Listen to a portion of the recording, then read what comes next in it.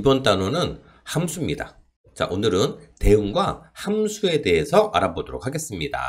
대응에 대해서 알아볼게요. 자, 대응이라고 하는 건 뭐냐면 한마디로 짝짓는 것을 우리는 대응이라고 합니다. 자, 여기 예를 들어서 x가 하나 정해지면 어떤 규칙에 의해서 x1은 a와 짝을 지어라, 또는 2는 b와 짝을 짓고 3은 d와 짝을 져라 라고 하는 일종의 짝을 짓는 관계, 얘네들을 우리는 x에 y가 대응한다. 자, 이런 식으로 나타내고요. 기호로는 x 화살표 y와 같이 나타냅니다.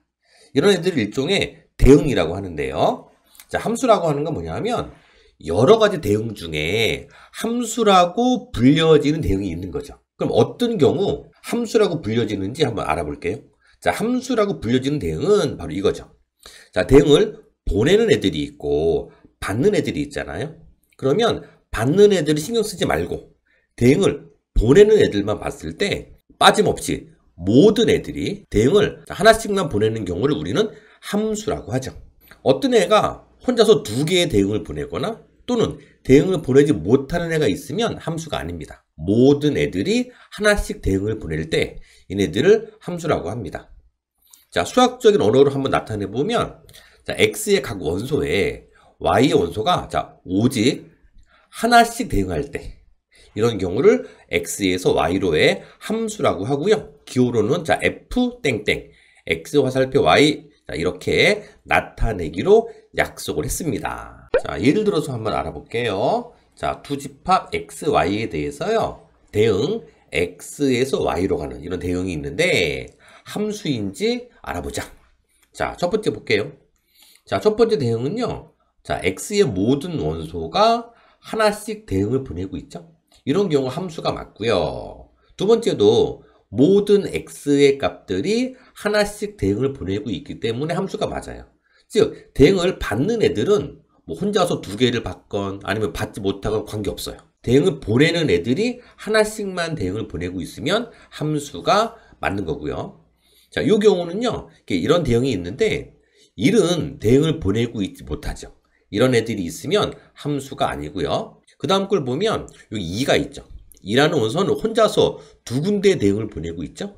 이런 애들이 있어도 함수가 아닙니다. 자, 이번에는 함수의 정의역, 공역, 치역에 대해서 한번 알아볼게요. 자, 예를 들어서 어떤 함수가 있다라고 할게요. x에서 y로 가는 함수가 있다라고 합시다.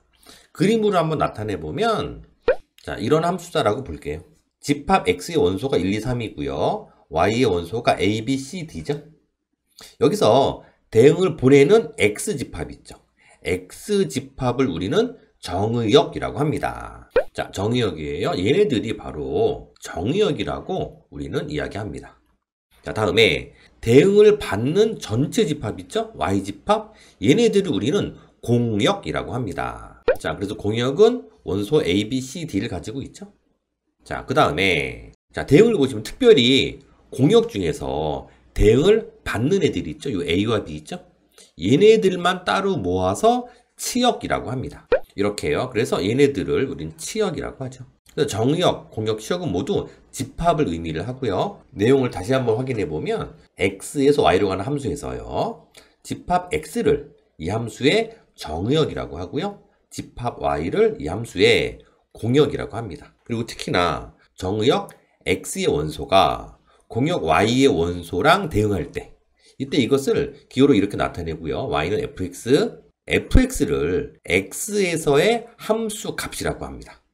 그래서 이 함수 값들을 모아놓은 집합 있죠. 얘네들을 우리는 치역이라고 이야기를 하는 겁니다. 자, 이제 확인 문제를 한번 풀어보도록 하겠습니다. 자, 확인 1번. 다음 대응들 중에서 함수인 것을 찾고요. 정의역과 공역과 치역을 구해라 그랬습니다. 자, 1번부터 볼게요. 자, 1번은 기본적으로 이 2를 보시면 혼자서 두 군데 대응을 보내고 있죠? 함수가 아닙니다. 자, 2번도 보면 3이 대응을 보내지 못하고 있죠? 이런 애들이 있어도 함수가 아닙니다. 자, 3번은요.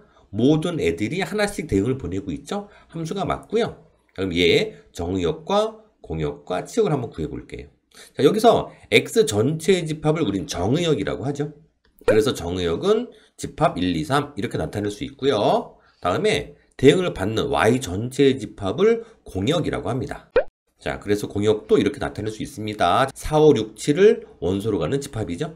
다음에 치역은요, 공역 중에서 대응을 받는 4와 5와 7을 묶어서 집합으로 만들면 얘가 바로 치역이 되는 거죠. 자, 그래서 이렇게 정의역, 공역, 치역을 구할 수 있습니다. 자, 다음에 2번을 볼게요.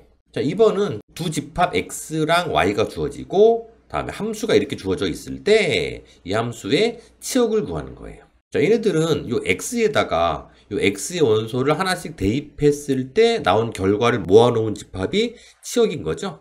자, 한번 구해보면, 자, 먼저 1번부터 볼게요. 자, 치역 집합괄호 열고요. 자, 마이너스 1을 대입해보면 얘는 0이죠.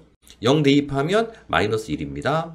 1 대입하면 0인데 0은 아까 적었죠? 생략하고요. 2를 대입해보면 얘 4가 되니까 3이죠.